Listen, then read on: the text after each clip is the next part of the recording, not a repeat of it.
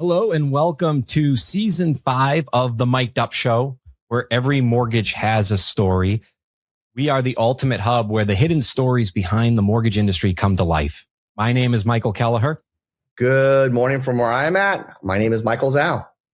And in every episode, the Mics dive deep into the entrepreneurial spirit, the strategic insights, and the breakthrough innovations that build the world's greatest mortgage companies. So whether you're advancing your career, scouting for industry leaders, or exploring opportunities in real estate, mortgage, fintech, proptech, you're in the right place. Get ready to unlock the story behind every mortgage. Let's dive in with LaTasha Waddy, who is going to give us some insight today on, I think, a very special story that you will see happen more and more in mortgage, which is the rise from attorney to president of a mortgage company. In this particular case, it is a large independent mortgage banker. If you watch our shows, we do break down sometimes what the difference between an independent mortgage banker and other channels are. But when I think independent mortgage banker, and this isn't always the case, it is distributed retail, which means they have branches in your zip code, helping you in your first time home buying journey, helping you in your family equity and debt situation get to a better place, or just being more part of the community by continuing to live in that community. And these companies like LaTasha's are expanded across the country. And we'll hear a lot about leadership today and how easy and how hard it is to lead, not just in your own zip code, not just in your own state, but here in America. So thank you, LaTasha, for joining us today. We appreciate it. Yeah, thank you for having me. Very good. Now, it wasn't that long ago, the announcement that you were president of the mortgage industry. You shared part of that story publicly.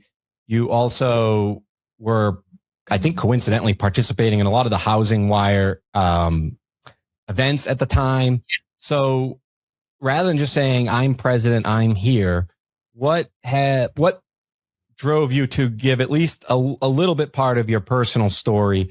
Was it the fact that it coincided with the book coming out? Was it that this journey is one you're trying to inspire others to do? Or was it just letting the industry know who you are as a leader, not just what you lead? No, that's great. It really is a combination of all of those things.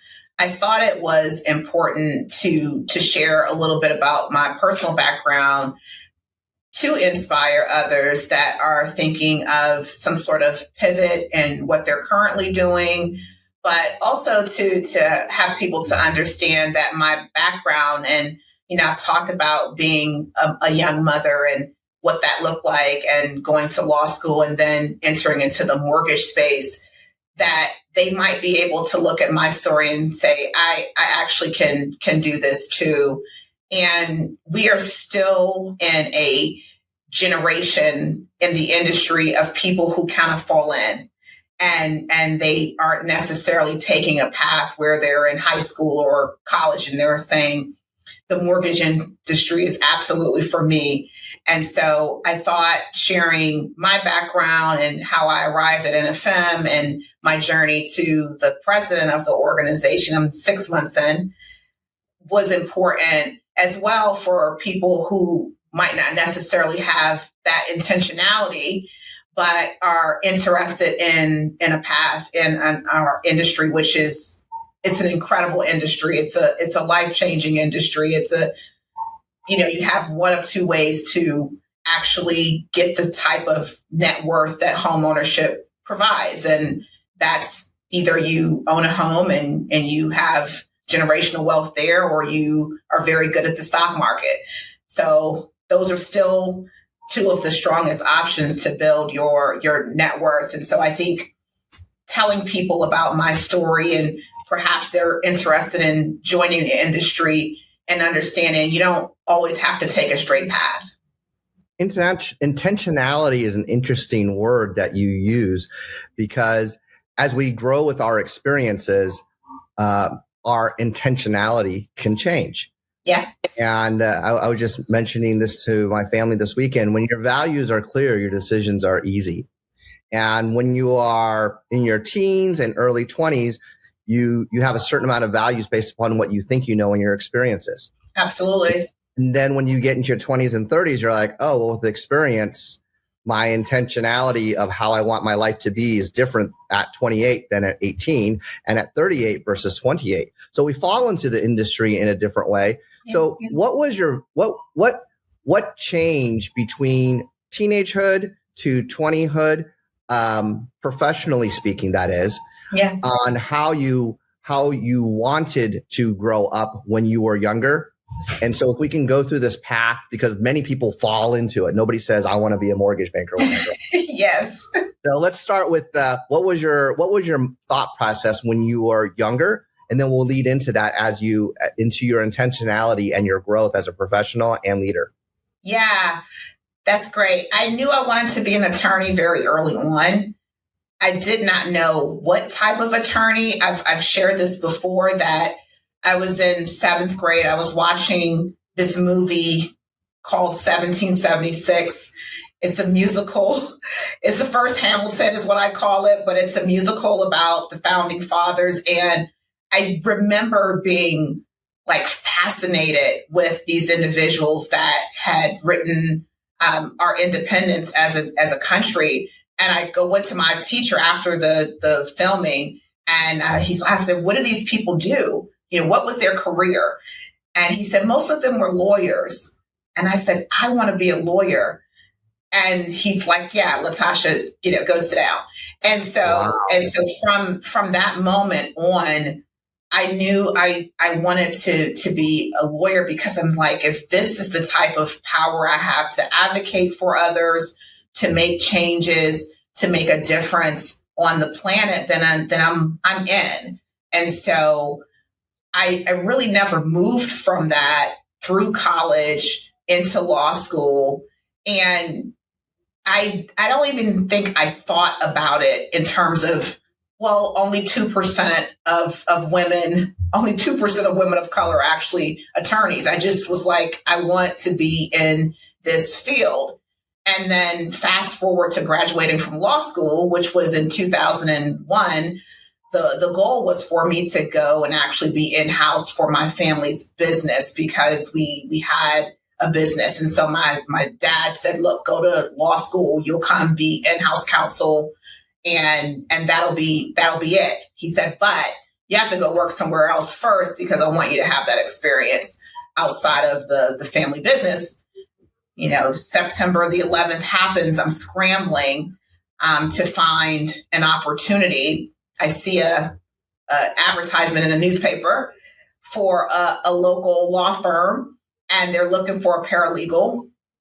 My first sales role, to be honest with you, I go and I interview with this attorney, and I convince him that he doesn't need a paralegal. He actually needs another attorney. And so I walk him through why he needs another attorney, how he can double his business, how I can take on more substantive work. And he's like, well, I'm still going to pay you the same as what I would pay a paralegal. And I said, that's fine, because in a year, you're going to have so much business, so much opportunity that you're going to want to give me a little bit more money. That first job, I met who would eventually be the general counsel of NFM Lending. So at that first job, I became a friend with one of the other attorneys. And 10 years later, we had kept in touch. She called me and she said, do you want to come on as associate general counsel of a mortgage company? And I said, no. I said, absolutely not. And I came into NFM through that very first relationship. And I met the team here and the mission. And I just believed so much that I could take all the experience I had amassed as a title attorney, as a transactional attorney, and I could really make some impact in the organization. And that was 15 years ago. Yeah, I think that's a microcosm, and that's probably what NFM saw in you, of a great loan officer, right? Willing to walk into an office and sell yourself, and then by getting out of your comfort zone, meeting future, in their case, referral partners, but in yours, it was the bedrock of where you would go. We had on Rick Rock from NFM Lending, leader at NFM Lending, and he brought up something interesting. In addition to financial literacy, which we'll talk about your book in a little bit, he believed the biggest piece the mortgage industry technically could do, or our society could do, to drive home ownership is actually get people to settle down and have kids earlier. He thinks that is when someone has a child, they are more likely to start to think about the idea of having a foundation, a house, going from community to really neighbors. And sure. I think there are a lot of people that have good financial literacy who will be at the bars in South Boston watching the United States play that chose to live in a condo, or rent a condo versus settle down because they don't have children yet. How do you, by juggling work and motherhood, how do you think that teaching of discipline, urgency, long-term focus, how will you use that experience to help your loan officers understand that, parenthood and housing and owning a house are very related? Yeah. What's so interesting is I take a different approach just based on the data. So that may be an old thought in my mind, but the data is very clear that people are waiting later to have children or not having children at all. People are having smaller, families, even when they do start to have a family. So when I'm thinking about homeownership really for the next generation, I think not necessarily framing it up in that manner, but framing it up as part of an investment strategy. And so as an investment strategy, you might want to start with a condo. Your first home isn't your dream home. And then perhaps if you have children or you start to have a family, now you've got this additional investment or this first home where you can then become a step up borrower. You'll take the equity from that first home, and then you'll be able to buy perhaps a larger home or a second home as you continue either in your career or as a family. And so, the data is very clear. We know that the age of first-time home buyers is starting to creep up. We also know that the age that people even think about children, if they want children, has crept up as well. So if, as an industry, we're going to actually meet this moment where we introduce this next generation to home ownership, I really think we should be framing it up slightly different than we would have in prior generations. And that's probably where loan officers are more needed, or advice would be more needed in that portion than at the discovery a decade later. 100%. And so if you're thinking about where salespeople still matter, where loan originators still matter, and there's all this conversation, Mike, about that AI is going to come and it's going to be a tsunami where salespeople are obsolete. It's just not true. When I'm talking to, this next generation, when I'm talking to first-time home buyers, they want to know where to start, and they don't necessarily want to start with a chat bot or with AI. They want to start with actually having a conversation. I look at all kinds of data all day long because I'm very interested in how to meet this generation. And you're starting to see people start with their financial planners, if they have a financial planner about home ownership, because if I'm saying mortgage originator, loan officer, loan originator, for someone who is not familiar, does that name even resonate with them in terms of actually being able to buy a home, which is why I think people also go to realtors first, because from a verbiage standpoint, realtor sounds more like someone who's actually going to help me buy a home than a loan originator.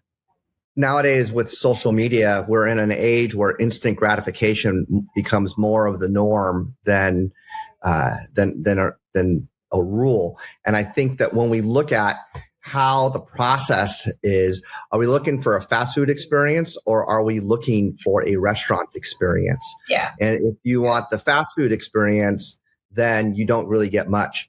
But it's just like eating a cake. How do you eat a cake one bite at a time, or anything for that matter? And when we begin to understand in the home buying process, it's not just a home buying process. It's a find a job process. It's a earn the savings after you have your job to the process. It's a series of small experiences that we go through just to get to the, okay, I need to borrow $250,000 to buy my first place, or 100,000 or whatever that dollar amount would be. Sure. And it's not explained in that way. What it is, it's explained in the sense of, okay, well, I just need to go buy a house. Why? Because that's the thing to do.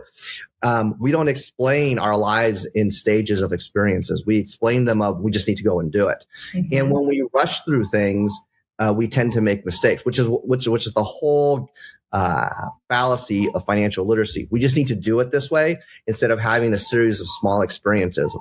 And along the way of making experiences happen, life happens. We have things that happen when we're a teenager, things that we happen into our 20s. So how do we create that in leadership so that we can say, you know what, it's not just about getting to the goal, but it's getting through the small experiences. How do we create that in the environment on a sales level and then in ops, so that we can create the better experience for not only sales, but for the ancillary services that also help us? You have to, at all costs, put yourself in the consumer's shoes. And so I do think that as an industry, at times, we're talking vernacular, we're talking in acronyms, we're talking in a language that a consumer doesn't necessarily understand. And there are already examples of how to start this process in a manner that's more digestible. So we prepare our children for college in 8th grade.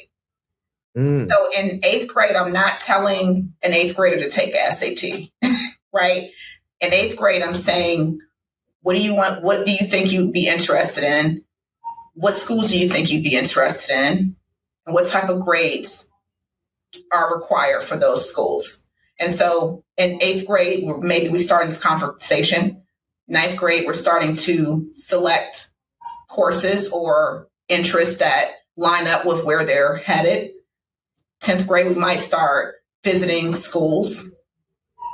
11th grade is showtime. So like there are so many examples of how other industry or other experiences have kind of taken this process and put it into a longer funnel, 4 years, 3 years, etc. I think it would be wise as an industry to take those examples and start to replicate that. And we can do it through technology. And so at point of thought versus at point of sale is where I do believe the industry needs to move in terms of having that conversation with the consumer. And then when they get to the salesperson, when they get to the operations person, they already have 2 years, 3 years, 1 year of experience where they now are more familiar and more comfortable with that next step in terms of a pre-qualification, a pre-approval. I think the one difference is the child preparing for college as the backing of the parents. So when life's you still have that. And out there in the real world, adults have to manage their time frame versus how life gives you speed bumps and offsets that.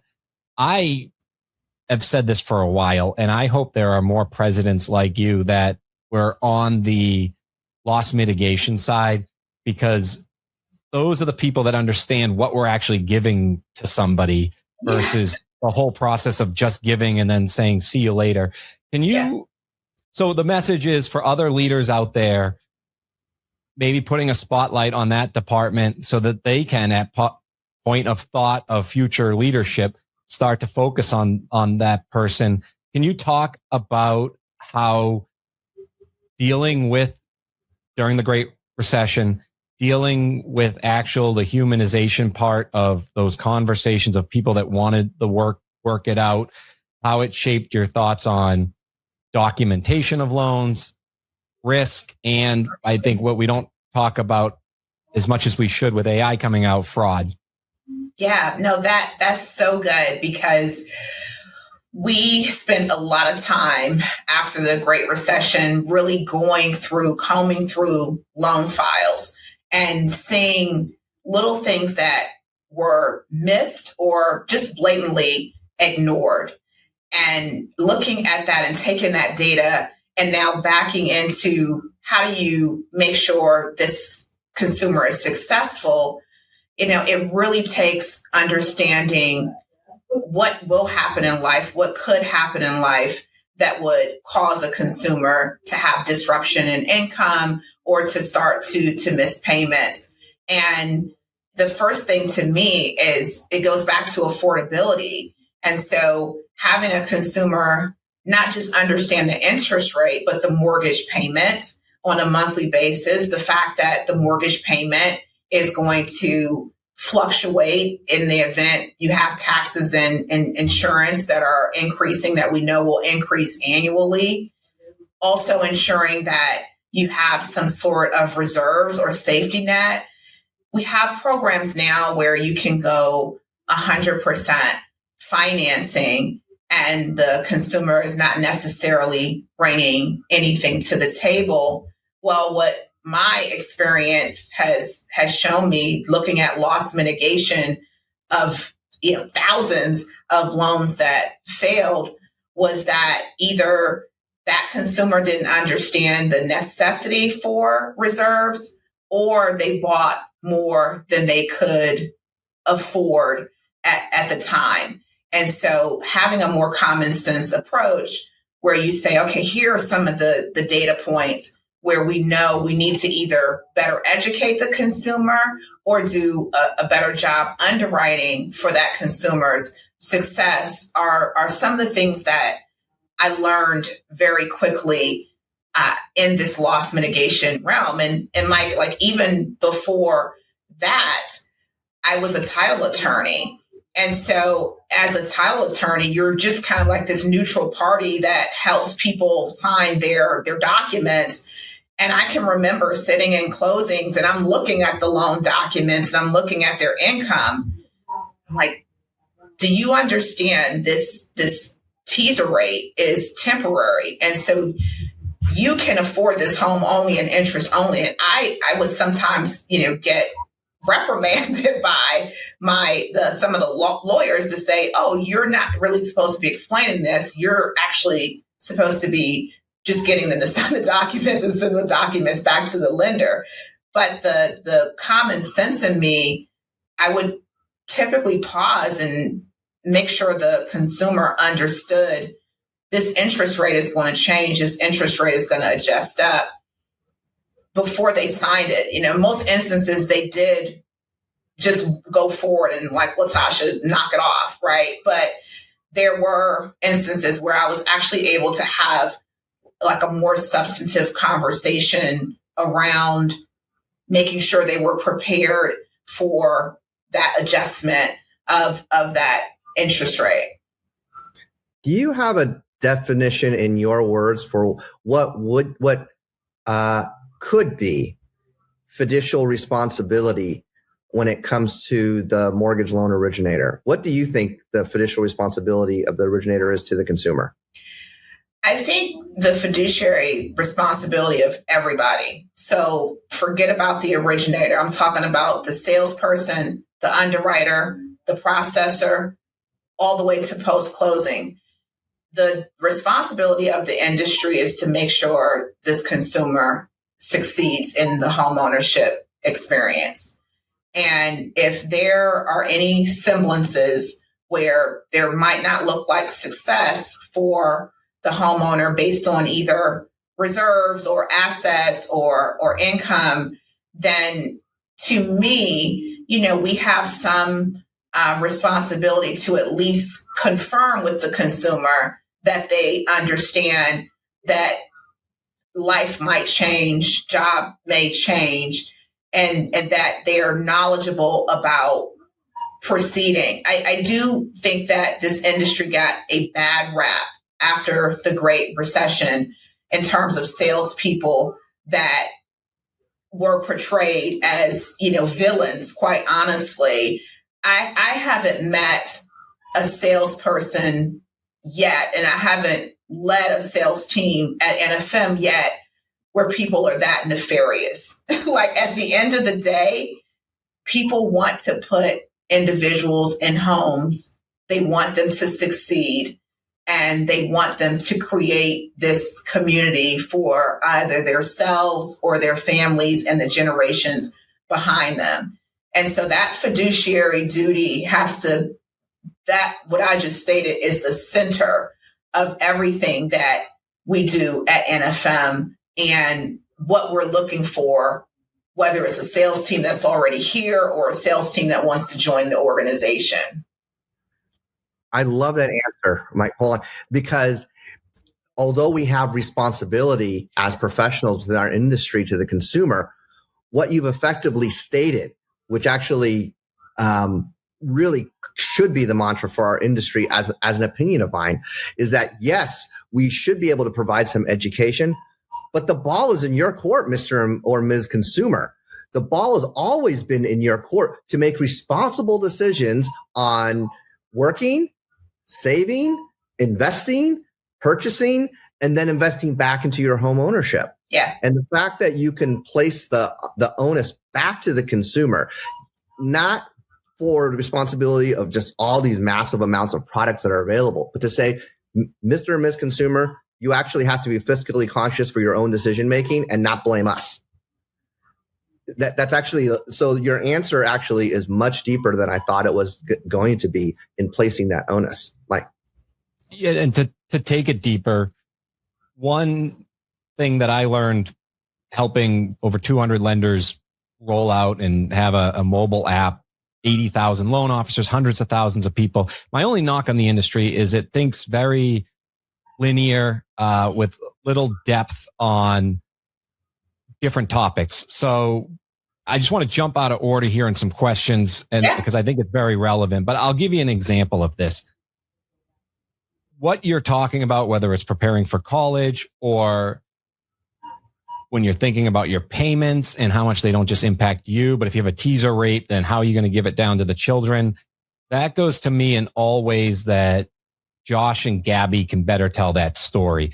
And it's not just about Josh and Gabby, your children learning it, but I think that depth is the parent reading it to Josh and Gabby can learn, even though it's made for the children, the parent reading it is that extra depth. And I think sometimes we look at just a two-dimensional piece of everything we do, but it is so much more contagious when you tell that story. Can you talk about kind of knowing this now, why you created Josh and Gabby, what you wanted parents and the children to learn, and how it relates to the first half of our show?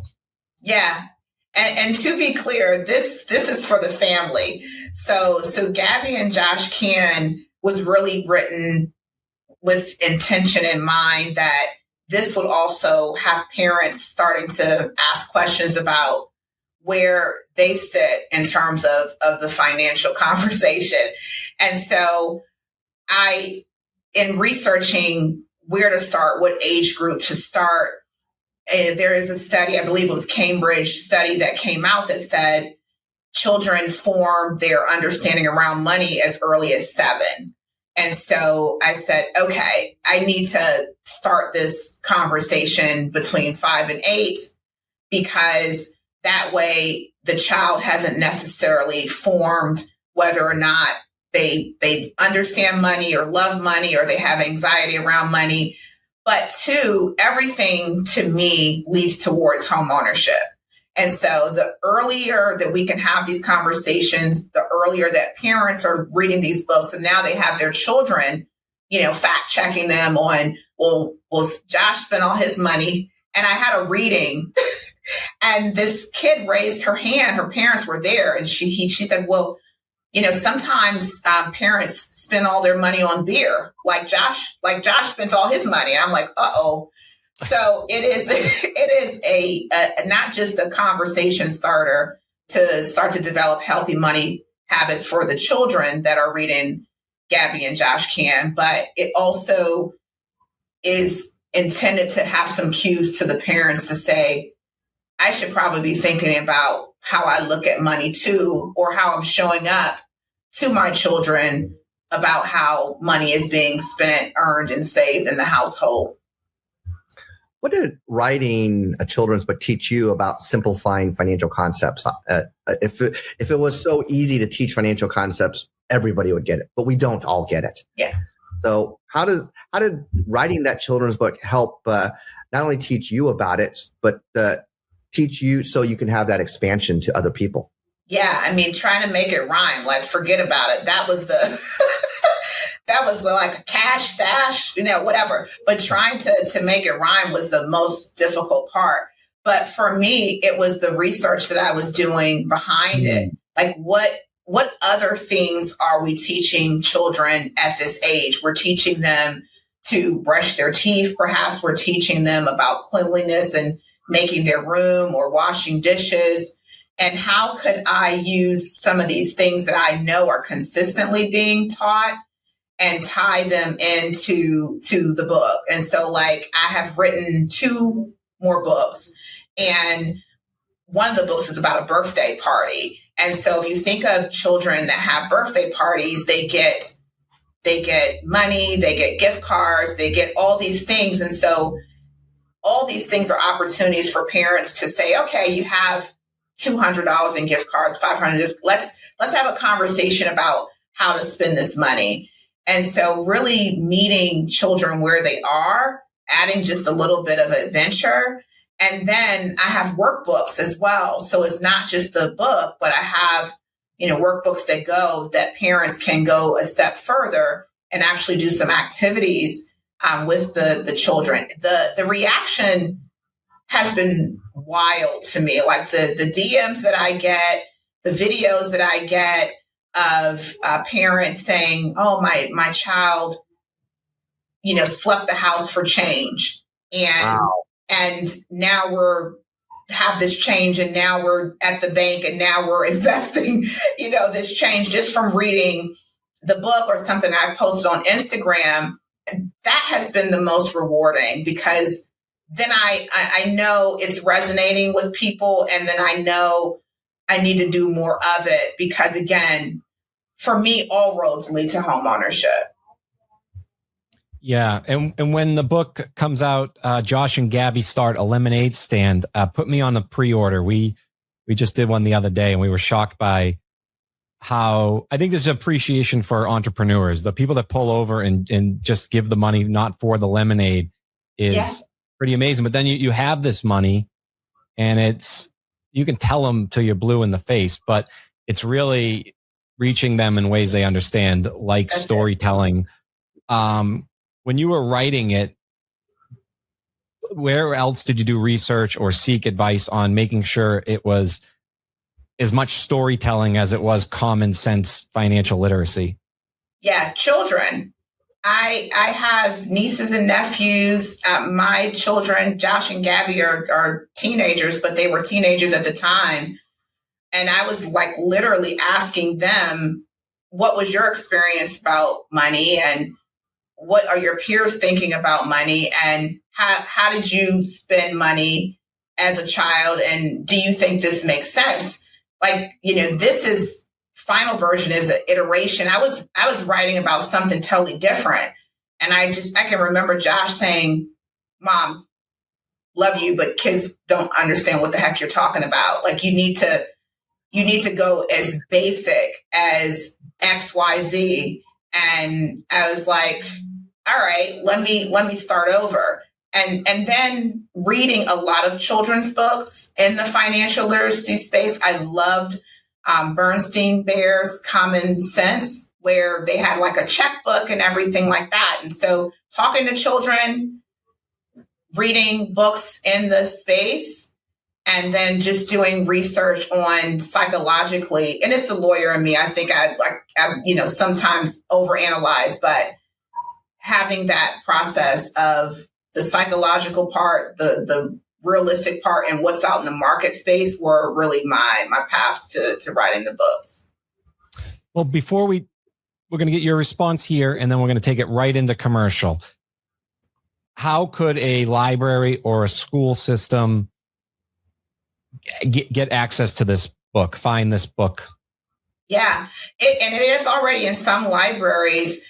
But if you have a library card, in most instances, you can recommend that The Unbelievable Adventures of Gabby and Josh Can is added to the library.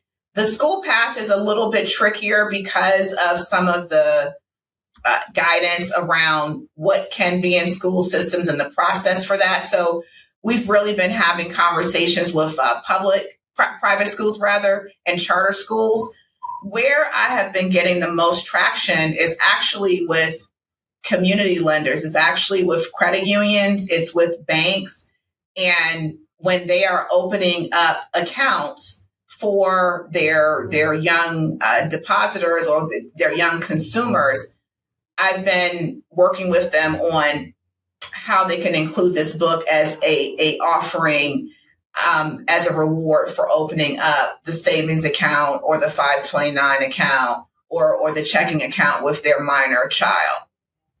Well, if you're watching or listening and you know a bank or credit union that needs this, please comment on any of our audio.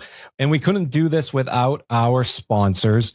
So we are going to take a quick break so you can hear about some of the technology that allows the mortgage process to go faster, to be a better process. And then on the other side, we're going to hear more about NFM lending and what makes NFM lending so special.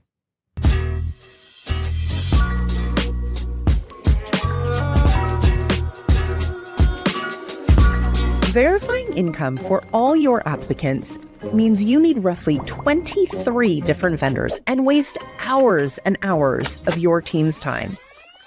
But with TrueWork, it's just a single place for all your income verification needs, so you get the most advanced VOIE solution. TrueWork combines all major verification methods into a single, easy-to-use platform to give you a completion rate of 75%, cutting your costs by up to 50% and getting real results for your team. TrueWork, your one-stop shop for income verification. Click, verify, repeat. Talk to our team today. Cyber and wire fraud. Can you afford the risk? Today's automation and technology-based trends demand solutions to fraud threats. Funding Shield provides lenders and investors real-time transaction-level verification, certified wire fraud protection to protect loss of funds at closing due to cyber-based and other threats. We help improve your bottom line through fraud prevention, risk management, and validating the parties and documents involved in mortgage closings. Prevent fraud and theft on your closings. Covered is the digital insurance agency built into the mortgage platforms you're already using.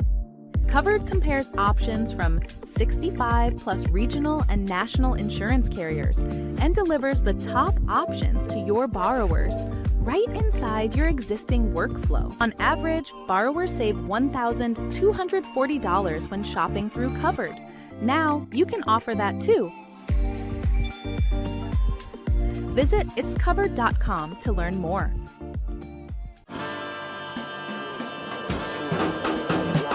With True, we help you understand borrowers so you can help them as you grow your business. We stand for truth and trust because our AI-powered technology leaves no stone unturned, no data point unchecked, so you can make the right decisions and your customers' loans can be approved faster. We stand for these things because they lead us to accuracy. And that leads you to proven insights and reduced risk. And it leads your customers to a better future. And that's what's true. Lending intelligence. True.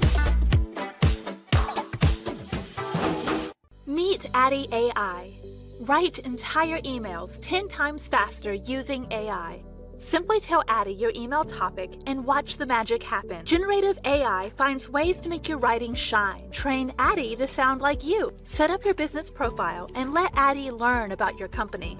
Simply connect your website, upload documents, or link to your Google Drive, and you are good to go.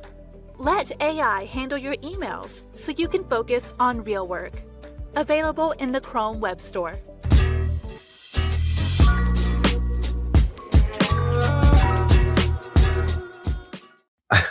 All right, we're back. Thanks, of course, to all our sponsors, because without them, we're not able to have conversations and getting to know our leaders in our mortgage industry.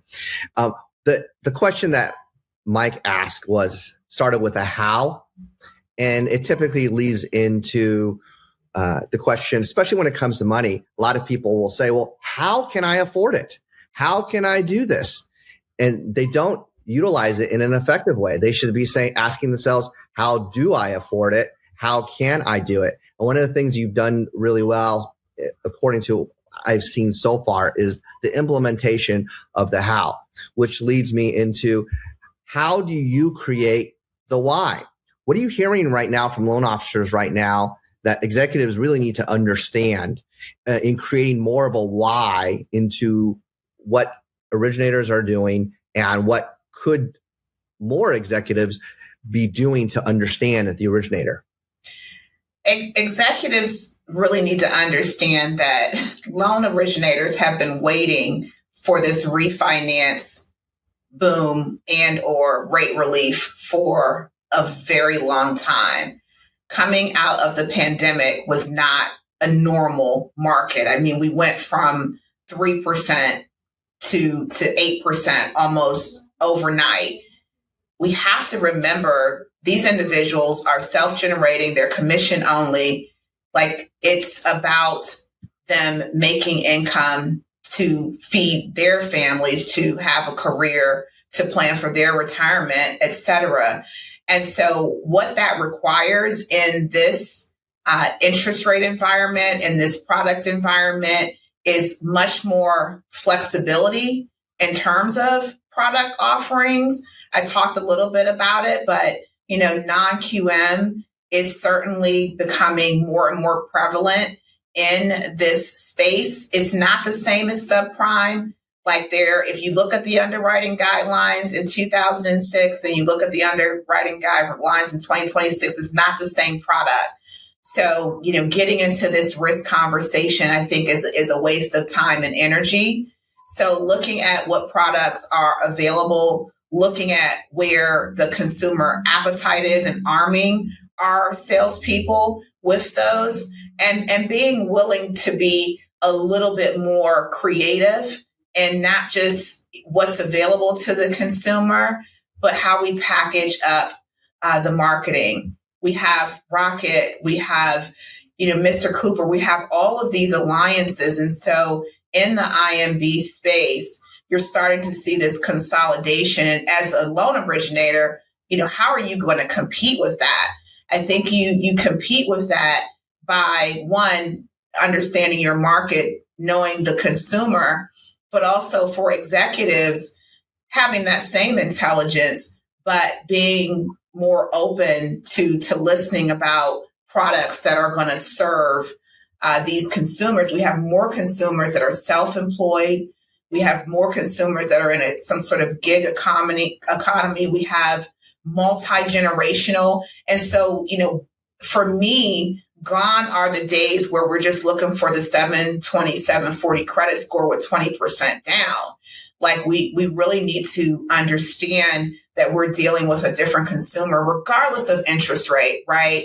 And that executives should be really listening to the front line, because they are the ones having the conversations with the consumers about what they really need to get into a home. And not only that, they know which transactions they're getting beat on by competitors. So, those are the things I think executives for sure should be thinking about when they're not just talking to the existing loan originators, but they have prospects coming in, and being able to partner with them to face some of the challenges we're dealing with right now in the market space. My free advice for loan officers is, in this new world, stand out. A podcast, for example, less than 1% of people in the world make it to 21 episodes, let alone loan officers. If you want LaTasha to say, oh, our podcasters are XYZ, or say I'm the specialist with Uber drivers, you can still do the entire suite, she said. But then she'll say, in my mind, I do have one special loan officer that works with Uber drivers. So yeah. You mentioned recruiting as a major priority. I know acquisitions are happening for NFM and on the target, but just that individual loan officer, like I mentioned, that either stands out today, doesn't stand out, but listens to this and sees you as an inspiration to stand out. What different types of producers, I should say, fit the future of NFM, and what do you then do to place them in the best possible position to win? Yeah, no, that's good.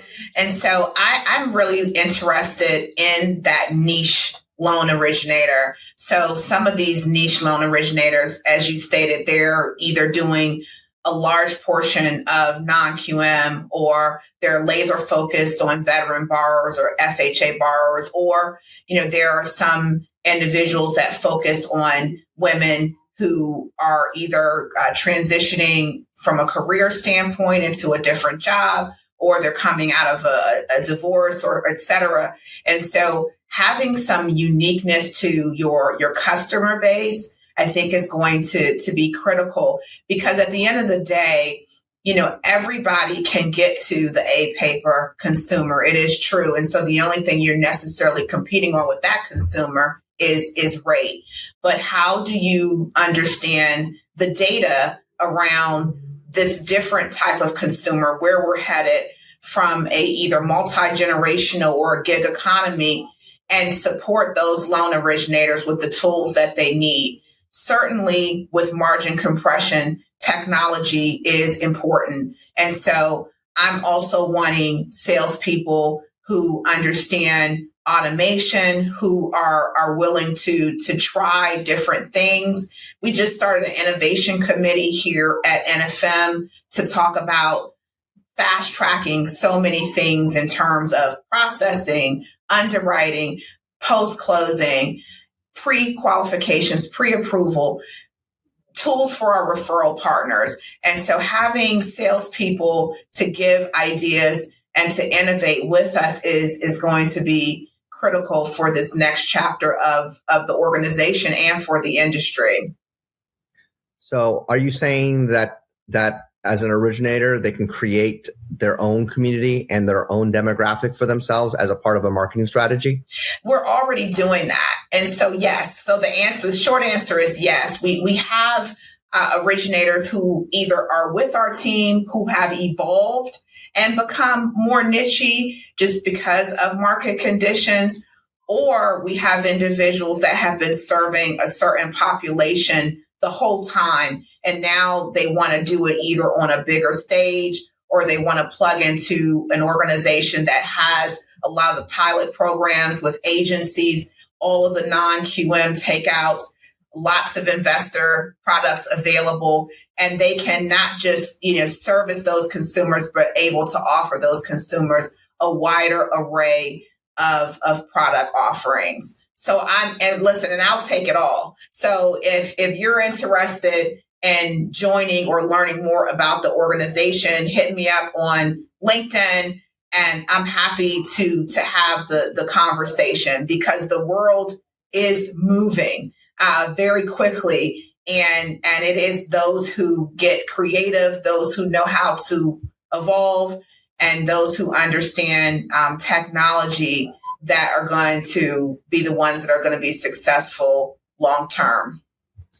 So there's two different dynamics that we just spoke about over the course of the last 30 minutes. I want to ask you about. You wrote your book to invoke an emotion for fiscal literacy, and you're running a company to also invoke an emotion for fiscal literacy. So in the book, what's the emotion that you're looking to invoke? And as a leader to the sales staff, what is the emotion you're looking to invoke in leading them to success? It really is discipline and resilience, right? So like in the books, I want to teach the thought of discipline in terms of saving, in terms of sharing, in terms of how do you spend what you earn. But also all of this requires some creativity. Like we are kidding ourselves if we don't think our salespeople are some of the most creative humans on the planet.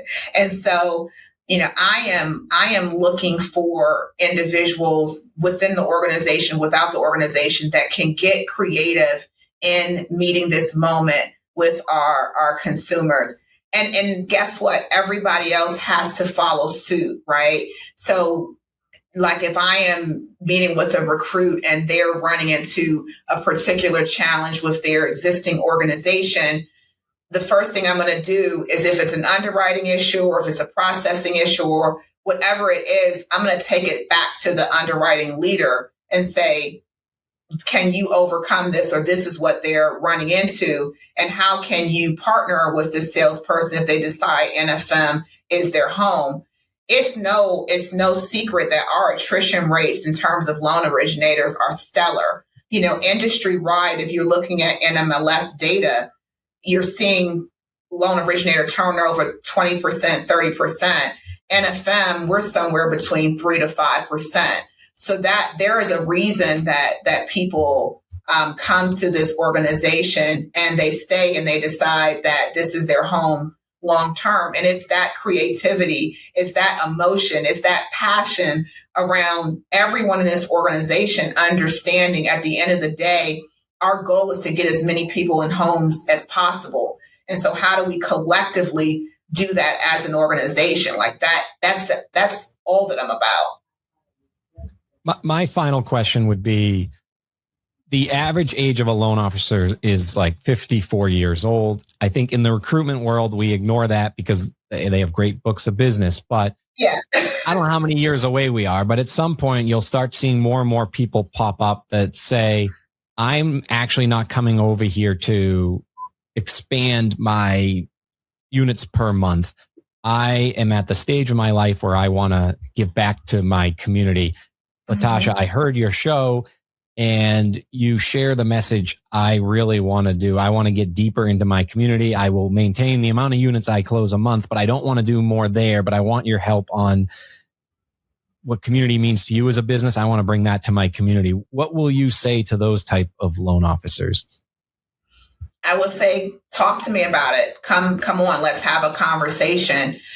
Ultimately, every Moses needs a Joshua. And so the question I'm asking, and really the reason I wrote the books and the reason I'm working on an app for education is, you amass all of this knowledge, you amass all this experience. What are you going to do with it? You can't just take it with you. You have to leave it for the next generation. And so for that salesperson who's saying, I'm good to do, 10, 15 units a month, but I really want to dig into this community effort, I'm going to help them do that. But I'm also going to say, what are you doing with your book of business after you decide to wind down? And do you have someone perhaps that isn't as seasoned that we can put them on a path to maintain that business, to start to cultivate those relationships so that there is some succession in the experience? This is bigger than all of us. And I think that when you actually find your purpose, which I tell people, I'm on mission. Like, this is not, something that I'm like, oh, I had this storied career. I'm just getting started. And so my entire purpose on earth, I do believe, is to create generational wealth, help people be more financially savvy, and to get people in homes that didn't think that they could. And if you're looking for a story where someone is like, I didn't think this was possible, but it happened, just look at my story. There is a small community of individuals that were young mothers that went to law school that are now the president of an organization that's doing, $7 to $8 to $9 billion this year. And so if you're looking for some inspiration or some belief that there's evidence that this can happen, then just look at me. And if you want to be a part of this conversation at NFM, give me a call or give me a DM and let's talk about how we can go on this path and this journey together, because I'm here for a purpose. And so as many people that I can get on board, that's more homeowners, that's more children that understand financial literacy, that's more generational wealth.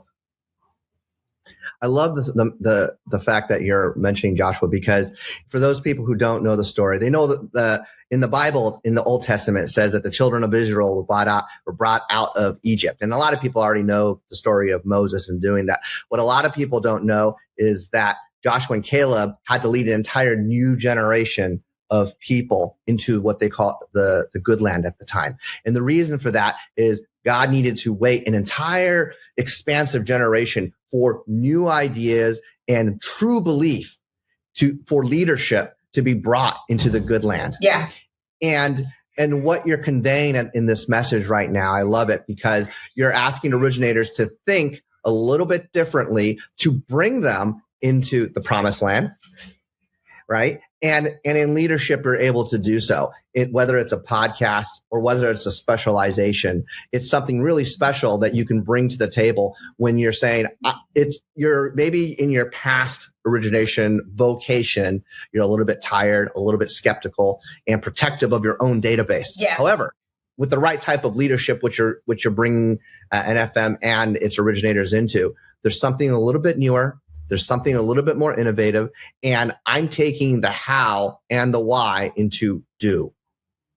There is no try. There's just a doing into this. That's it. And so the effective use of how we've brought this entire conversation is, you had a few issues when you were younger. However, the leadership and the actual implementation of what you are doing today as a leader is something that you can bring into the originator today.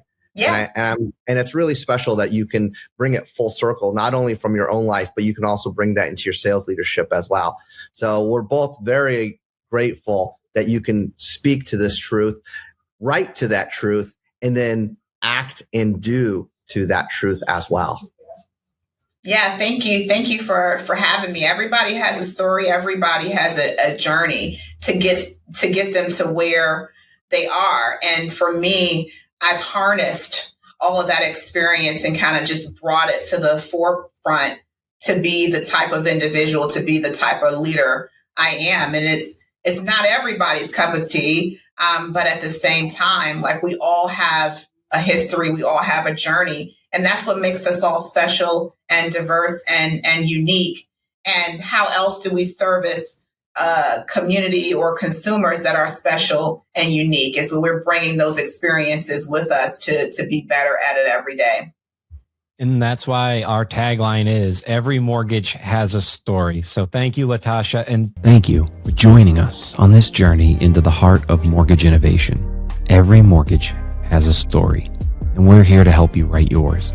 If you enjoyed today's insights, please subscribe, leave a comment, share it with your network, and connect with us on social media. Until next time, keep pushing the boundaries and uncovering the stories that drive our industry forward.